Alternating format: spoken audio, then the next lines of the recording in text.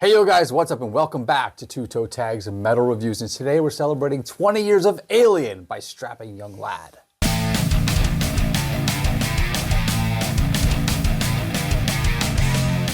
So we're kicking off our anniversary series of 2025 with Alien by Strapping Young Lad.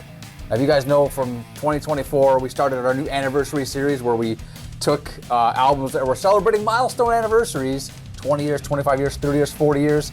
And we did a whole bunch of reviews in 2024. We're doing that again this year. We're kicking it off right here with Alien. So it's cool to finally cover this band because it doesn't exist anymore. It's true. We've covered Devin Townsend on the channel multiple times, but not Strapping Young Lad. That's very true. That's a very good point.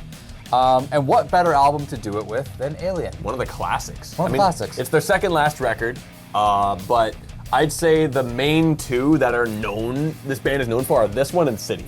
Yeah. Those are like the main two. When you think of this band, those two albums come up. Exactly. And when I think of this band, there's a song that I think of all the time, and that's Love, which is the top track from this album. It was I think their first or maybe only single release from this album. I think they had a few. I'm not entirely sure, but I know this was one of them. It was the only single I knew of from the time. But either way. One of the most popular songs. What a great song, though. Yeah, great. Love is an awesome song. I always love the riff and the drums in the song and the relationship between the two. I also really like Devin singing, his cleans and his harshes. He just sounds so fantastic. It's such a really well-written song. Just one of those complete package songs. It is. It really is. It is. And it's nice. Track number 4 on the album fits nice. It's just, I would like to say perfection. Love, question mark. Why there's a question mark, I'm not sure. What is love? Love? But really, really cool stuff.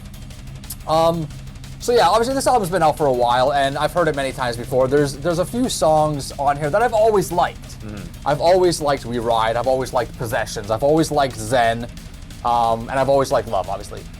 But through reviewing the album, there's a couple songs that started growing on me quite a lot, and those are Shine and Skeksis. All right. So Skeksis is interesting because it's got that reggaeton rhythm, which is something you don't hear a lot in metal.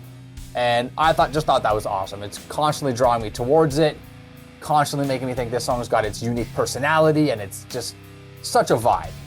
Really like that. Shine has a few things going for it that I really liked. It has this like irregular heartbeat rhythm going, like the bass drum was like doing this do kind of thing that was kind of, it felt irregular to the other rhythm that was going on in the song. And I really liked that. It felt like a heartbeat. It's funny you mentioned rhythm with that song because there's a really specific note I made when I heard that song. I'm like, wait a minute, I've heard this before. The intro riff, like the main riff, and you hear it in the beginning, it reminded me of the intro riff to Holographic Universe by Scar Symmetry. I'd have to hear it. That thing, and if you listen to the Scar Symmetry track, you're like, oh, it's there. Now, that Scar Symmetry album and song came after this, so obviously that reminds of this. Yeah. But I heard the Scar Symmetry track first, so I'm like, wait a minute, I've heard this rhythm. Oh, it's there. I wonder if they got it from this Strapping Young Lad album. Who knows? But that was just a really funny comparison I made when I heard that. I'm like, yeah, I've heard that before. Love that song, by the way. That is a great track. Yeah. So the drum beat in that song in Shine is just really cool. I just really gravitate towards it.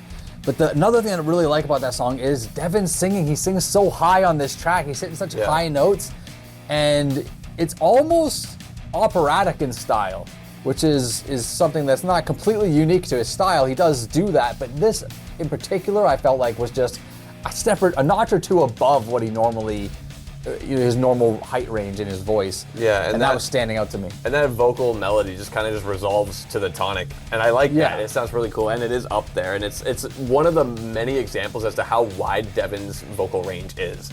And I feel like with the stuff that he does today, you don't really get much of it anymore because he's not doing as many of the harshes. But it's like, this album's a really good example of how he does a lot of harshes, and he does a range of them, and he does cleans, he does a range of them. Obviously, there's more harshes because Strapping Young Lad was a heavier project of his. Yeah. But still, like, he has such a variety with his voice, and I think, you know, not only this album, but Strapping Young Lad in general is a really good example as to, like, everything he's capable of. Yeah. So yeah, what songs did you like? So, well, Shine is one of them. I did enjoy that one, and it was pretty cool. The vocal melody was cool. I'm really curious for your thoughts on the final track of this record titled Info Dump. Okay, so we're gonna get into that now. I have thoughts, but we're going there now. Okay, I thought we were gonna wait a little bit. No, let's go there right now. Let's do it. What are your thoughts? Info Dump is one of the biggest shit stains on an album that I've ever heard in my life. Now, if you don't know what it is, it's 12 minutes long, or just shy of 12 minutes. Of noise. And it's just noise. It's just basically a noise. Pretty much, it's very quiet noise. A lot of times you forget I forgot it was even on. The album would be like, Zen would end, and I would just kind of forget the album was even on. And then you'd kind of start hearing it getting louder part within the track. Hearing, and you're like, what's that some again? Mumbling and some grindy noises and stuff like that, and then all of a sudden it would start again. What? It's such a stain on this album. I so wish it just wasn't there. The album's 54 minutes long. You could have cut this out. It would have been fine. Yeah. And it hurts the album a lot. And the worst part about it is, as a reviewer, I have to include it when I'm factoring in my score, and that's going to come into play later on when we do our scores. But if it wasn't there, it would have helped a lot. It probably would have helped, right? You have such a stain on the album like this, it really, really, really hurts the overall experience. That is such a shame. Why is it there? I don't hate it. You're a weirdo. I'm aware.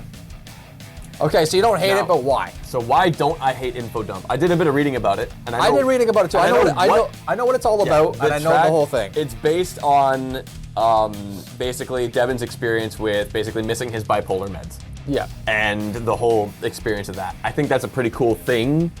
Like, just conceptually. Conceptually, sure. Now, execution-wise, here's the thing. It's, you mentioned that you forgot that it's on. This track, to me, in every possible way, screams hidden track.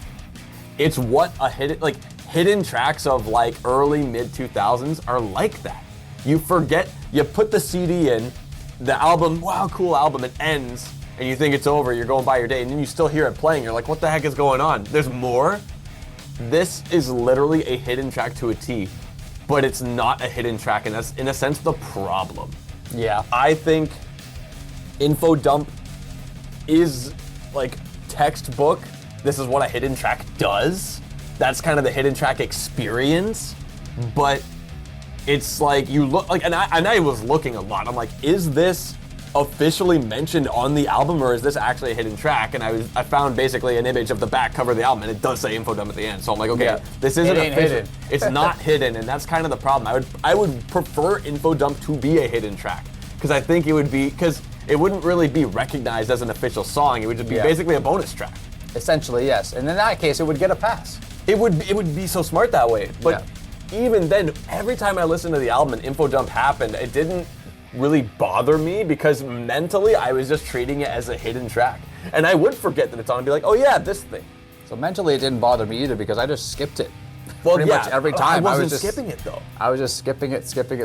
So while, it is kind of, I do think it should have instead been classified and recognized on the album as a hidden track, I think it works as one, but it's just not seen as one on the album. Yeah. Another cool thing, a neat thing about it is that there's Morse code near the end that translates to a few things, one of them being like the Om kind of thing done in meditation. Mm-hmm. It was a rhythm used in he used the Morse code rhythm in a song on a later album.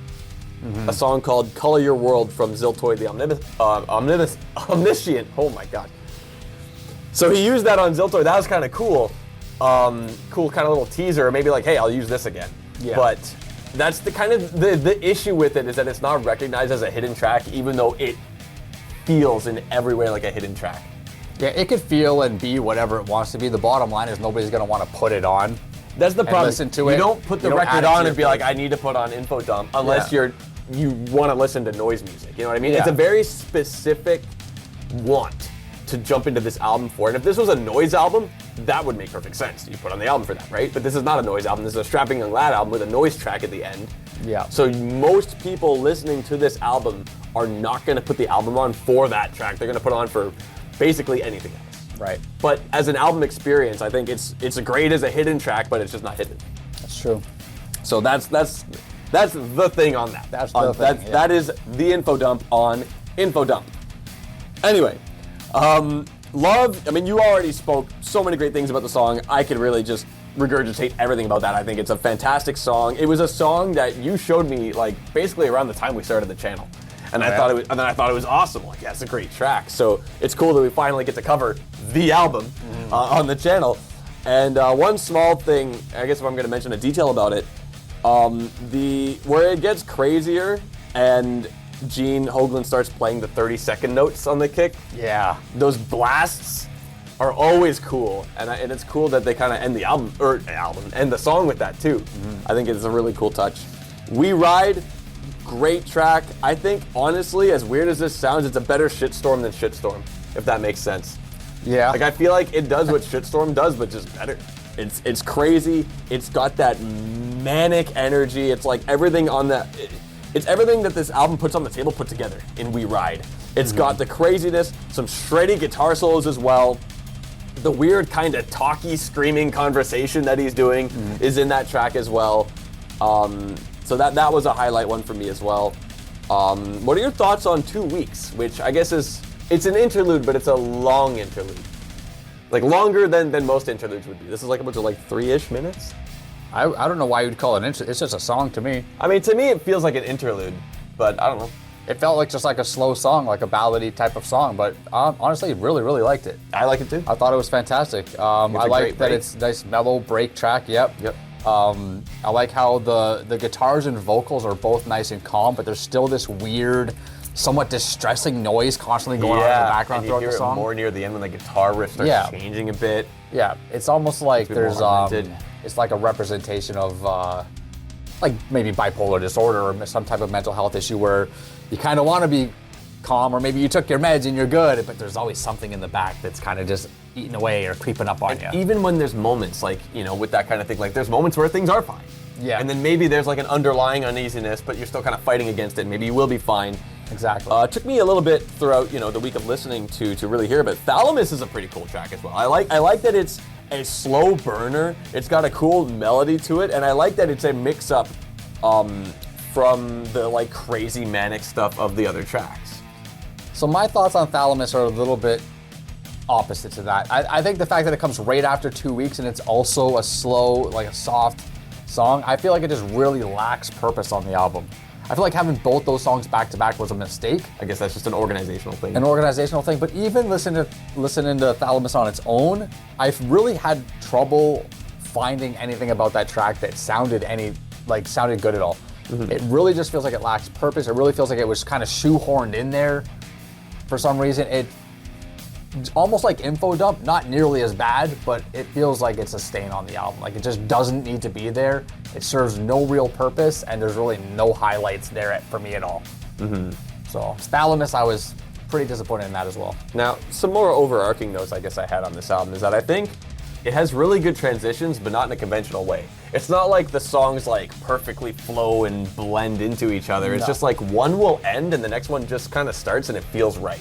Yeah. Or it's like when right before, I think it's Shitstorm Before Love? Yep.